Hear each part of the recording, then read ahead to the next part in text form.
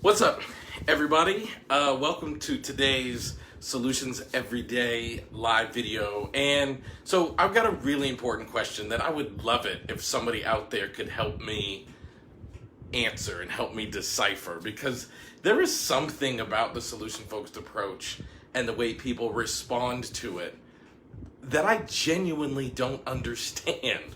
There's something about the way people respond to this approach that I just don't get. Like, I don't get it. Now, in my 15 years of doing this work, in my more than 10 years of writing about, researching about, and teaching this approach, I have come across basically every criticism you could have about solution-focused brief therapy. People saying all kinds of things. And yesterday, I put a video on my Facebook page. Scroll down, you can see it. And somebody commented that solution-focused brief therapy is great for like superficial issues and it doesn't go deep and that. And I'm just like, why do people continue to believe this shit? Like, it is not true. I can't understand why people keep thinking that solution-focused brief therapy does not address the problem that the client brought to therapy. Like, I genuinely am like, I'm at a loss why people continue to perpetuate this untruth. And let me give you an example. I'm going to say two things that I think are really, really important. The first one is we have to accept that a human being's life can change in an instant. We know that it can change in an instant negatively, right? Like, if you are like going through life, living life perfectly well, and then like your parents die in a car accident, we all accept that that person's life has forever changed in an instant. Well, if it can change in an instant negatively, then we have to accept that it can also change in an instant positively. Like, my life changed in an instant. There's a person who was my undergraduate professor. His name was Dr. Michael Ellison. And Dr. Michael Ellison, when I was an undergrad, I was depressed and I was anxious. I had just moved to Texas, escaping my abusive father. And Dr. Michael Ellison called me into his office. It's a long story, but I'll shorten it for these purposes. He called me into his office and he said to me, "Do you know you're a good writer?" And I said, "No." And he said, "You're a very good writer." He said, "Elliot, sometimes being a university professor is repetitive. I have to, like, I give an assignment to my class and it's like I read the same paper over and over again.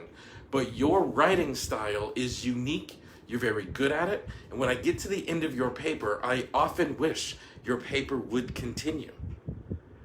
And he said, "What are you doing this summer?" And I was playing baseball and doing other things. He said, "There's a writing internship for some magazine." I don't remember the magazine now. "But if you want the internship, I can help you get it because you're a really good writer and you should consider a career as a writer." That completely changed the way I viewed myself. And once I viewed myself through the lens of this attribute of Elliot is a good writer, I started making different choices. I honestly don't think I would have had the courage to apply to graduate school had that professor not looked at me and viewed me in that way. Which meant I wouldn't become a psychotherapist, which meant I wouldn't have written 4 books, which meant I wouldn't have, you know what I mean? Like your life changes in an instant. And these people, like, they have this criticism out there and they say, like, you know, solution-focused brief therapy, it doesn't accomplish meaningful change and your clients feel like they're ignored. No, they don't. If you ask your client about the desired outcome they hope to achieve, it is very obvious to the client and the clinician that the achievement of the outcome also comes with the side effect of the removal of the problems and its symptoms. So I need people out there to truly understand and to truly get this. Like, this is not an appropriate criticism of solution-focused brief therapy. And people have been levying that. They've been believing this weird thing for so long. Like, I just don't get it. I don't know why people still think this. So I want to tell you one more quick story. I want to tell you one more quick idea. Like, I work with clients all the time. I saw a client today. I'm going to sneeze. I hate sneezing in front of people, and one of the things about doing these videos live is I'm going to have to accept that I'm going to like do things that my video person can't edit out. like sneezing. But anyway, I saw a client earlier today, and this client is in a really, really difficult relationship situation. I won't go too far into it because I got to protect this person's confidentiality, but they're in a really difficult relationship situation. And they came to me for therapy, and instead of focusing on the problem that led to this difficult relationship situation, I asked them, like, what outcome do you guys hope to achieve? And they said, we want to be together, we want to make it through this. So we talked about, like, what each of you bring to the table that will help you get together and help you make it through this in a way that works for you, in a way that's right for you. And each time they answered the question, you could see their mood elevate. You could see them feeling better about things. And about 3 hours after the session, they sent me an email saying, thank you so much for that session. We're already seeing a positive impact on our lives. Now, I'm not in any way saying that solution-focused brief therapy is the perfect approach and everyone should be doing it. But I am, and there's lots of different ways that you could have helped that couple. There's lots of different approaches that you could have used to help that couple. But don't say that that couple did not experience meaningful change. And don't tell me that that couple felt like we ignored their problem. By focusing on the outcome the couple wants to achieve, we are directly impacting the problem experience. But one of the best ways to impact the problem is while you're empowered, right? One of the best ways to impact the problem experience is to become uplifted and empowered and inspired, because that's actually when you're going to do a much better job of dealing with the problem itself. So look, please, we have to confront this ridiculous criticism of the solution-focused approach because it's not real. It is not true that this approach does not accomplish meaningful change.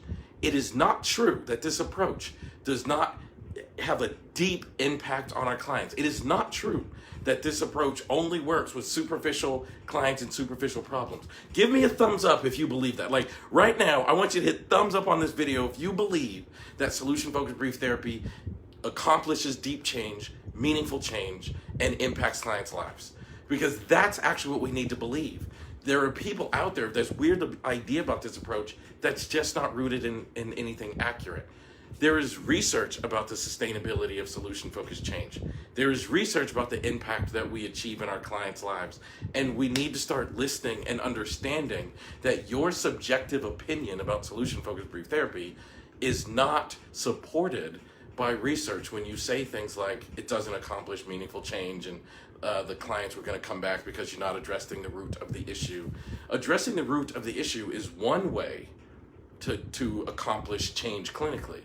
But another way to accomplish change clinically is to talk to people about the outcome they're hoping to achieve, help them move their lives towards the accomplishment of that outcome, so then they get to look at their problem in the rearview mirror. And I don't know about you, but that is the best way that I like to look at problems, is in my rearview mirror. I don't want to look at them.